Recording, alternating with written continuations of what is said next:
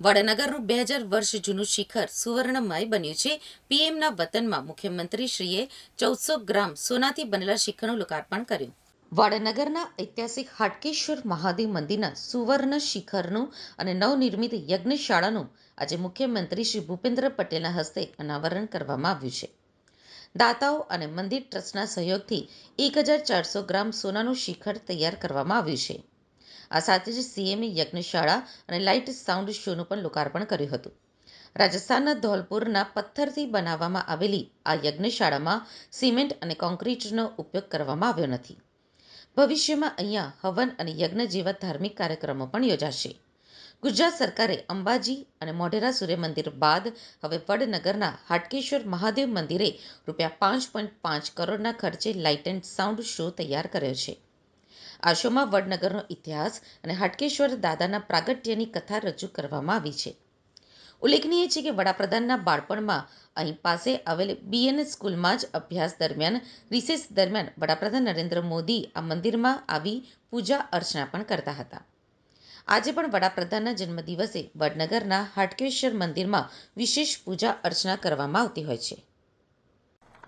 વિશ્વ નેતા અને આદરણીય વડાપ્રધાન શ્રી નરેન્દ્રભાઈ મોદીની આ જન્મભૂમિ વડનગરના શ્રી હાટકેશ્વર દાદાની આધ્યાત્મિકતા અને ઐતિહાસિકતાની વિરાસતનું ગૌરવગાન કરવાનો આજનો આપણો અવસર છે।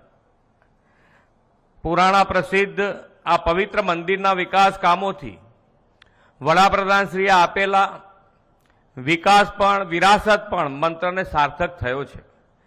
વડનગર એટલે ભવ્ય નગરી, દિવ્ય નગરી અને સદીઓથી અડીખમ અડગ નગરી।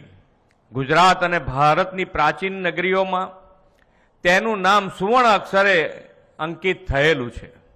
વડાપ્રધાનશ્રીની જન્મભૂમિ અને વતન ભૂમિનું આ નગર 2500 વર્ષથી પણ વધુ સમયનું એવું નગર છે જ્યાં બૌદ્ધ, જૈન અને સનાતન ધર્મનો ત્રિવેણી સંગમ જોવા મળે છે। પ્રસિદ્ધ ચીની યાત્રી અને બૌદ્ધ વિદ્વાન હુએન સંગે 7મી સદીમાં વડનગરની મુલાકાત લીધી હોવાનો ઉલ્લેખ છે અને તેમણે તે સમયે આ નગરને બૌદ્ધ ધર્મની શિક્ષાનું પ્રમુખ કેન્દ્ર ગણાવ્યું હતું। વડનગરની પ્રાચીનતા ધાર્મિકતાનું ચેતનવંતું ધામ છે।